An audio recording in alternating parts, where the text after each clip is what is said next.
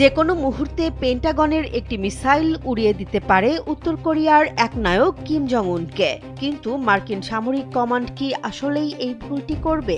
বিশেষজ্ঞরা বলছেন না, কারণ কিম জং উনকে স্পর্শ করার অর্থ কেবল একজন শাসকের পতন নয়, বরং পুরো পৃথিবীর বুক থেকে ওয়াশিংটন কিংবা সিওলের নাম চিরতরে মুছে যাওয়া।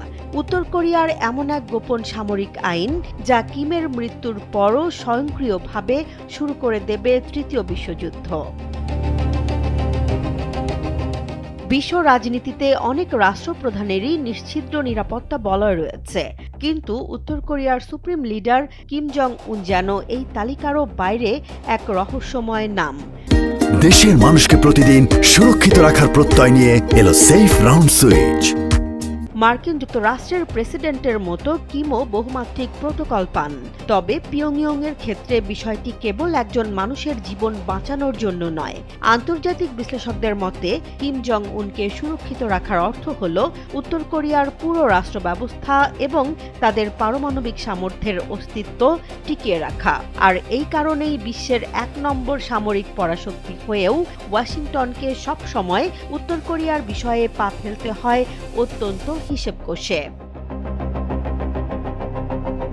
কিম জং উনের ব্যক্তিগত সুরক্ষায় নিয়োজিত রয়েছে সুপ্রিম গার্ড কমান্ড। এই এলিট ইউনিটের সদস্যদের নিখুঁত আনুগত্য নিশ্চিতে খতিয়ে দেখা হয় তাদের ৩ পুরুষের রাজনৈতিক ইতিহাস।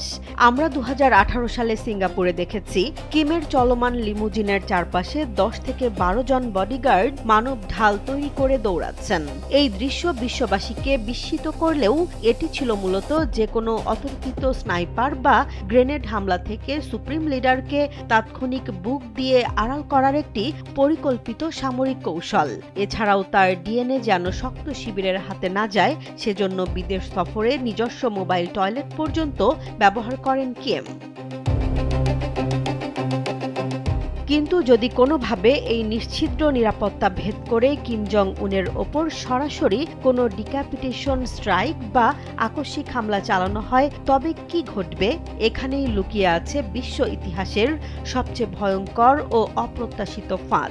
২০২২ সালে উত্তর কোরিয়া তাদের পরমাণু নীতিমালায় একটি ঐতিহাসিক ও বিধ্বংসী আইন পাশ করে।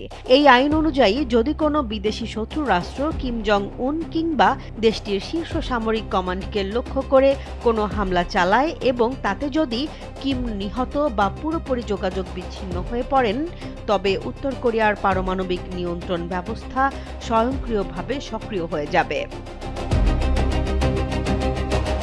সামরিক পরিভাষায় একে বলা হয় ডেড হ্যান্ড বা স্বয়ংক্রিয় পাল্টা আঘাতের নীতি।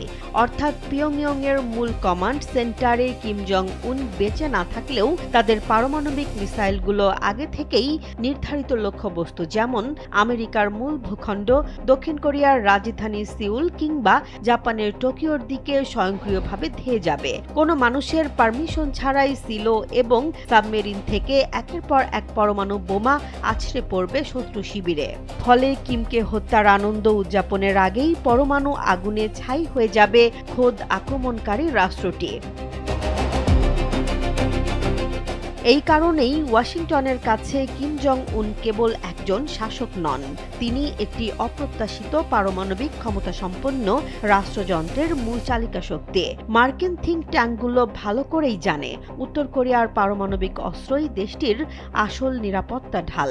কিমকে স্পর্শ করা মানেই একটি নিশ্চিত পারমাণবিক যুদ্ধের ঝুঁকি তৈরি করা, যেখানে জয়ী হওয়ার কোনো সুযোগ কারও নেই। আর এই অমোঘ সত্যের সামনে দাঁড়িয়েই পেন্টাগনের সমস্ত অত্যাধুনিক প্রযুক্তি আর সামরিক শক্তি উত্তর কোরিয়ার সীমান্তের কাছে এসে এক প্রকার থমকে দাঁড়ায়। জেসমিন জাহান, কালবেলা।